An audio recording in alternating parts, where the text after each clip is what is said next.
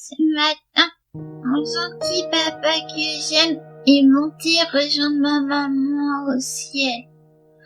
Tartiné sur le carrelage, réduit en bouillie dans un grand carnage. À l'usine où travaillait mon papa. Autour et à l'intérieur de l'usine, j'observais et je jouais. Je trouvais aussi amusant de voir mon père travailler derrière cette vitre. C'est comme si j'étais en train d'étudier. Mais il ne fallait jamais appuyer sur le bouton rouge qui était sur le mur. On m'a dit qu'il était très dangereux. Alors j'obéissais et jamais je ne l'ai touché ou m'en suis approché.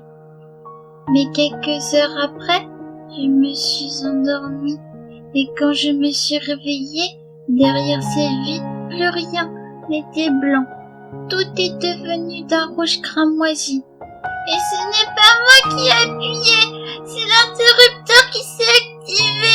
C'était l'autre moi, l'interrupteur m'a remplacé. Et suite à ça, je fus emmenée chez mon docteur. Elle entra dans la pièce et me dit « Il fallait être sage. Pourquoi n'en as-tu fait qu'à ta tête? Tu me l'avais juré. Tu t'es encore payé ma tête. » Docteur, je ne mens pas. Croyez-moi.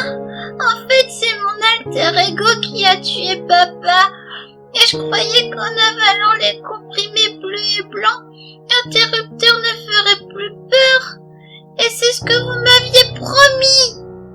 Ce n'est pas moi qui ai appuyé, c'est l'interrupteur qui s'est activé. Sans m'en rendre compte, on a appuyé sur le bouton rouge qui a tout déclenché. Après ça, le docteur s'est levé et m'a dit de rester ici. Elle sort de la pièce et je l'entends discuter avec quelqu'un d'autre. Écoutez, c'est la deuxième fois que ça arrive. Là, je pense que je ne peux plus rien faire d'autre. Et il est hors de question qu'elle parte vivre avec d'autres membres de sa famille, au risque qu'elle les tue aussi. La mère a été tabassée à mort par l'alter ego de cette fille. Et c'est cette même personne qui a causé la mort de son père aussi. Il faut que vous compreniez qu'on n'a plus le choix désormais. Je me suis effondrée sur mon siège et je me suis dit, depuis ma naissance, elle réside en moi et me dérobe mon innocence avec ses caprices, ses envies meurtrières. Elle s'est enracinée dans ma chair. À ce moment-là, la doctoresse entra avec 2 agents de police qui m'emmena dans leur voiture. Après, on arrive devant un grand bâtiment et les policiers me demandent de les suivre. Je les ai suivis. On traverse un grand couloir et on arriva dans une salle toute blanche avec au milieu un siège avec des sangles. Les hommes m'ont mise dessus et m'ont attachée. J'ai essayé de me débattre comme je le pouvais et puis j'ai commencé à crier de nouveau. Et ce n'est pas moi qui ai appuyé, c'est l'interrupteur qui s'est activé, c'est l'autre moi, c'est elle qui s'est manifestée.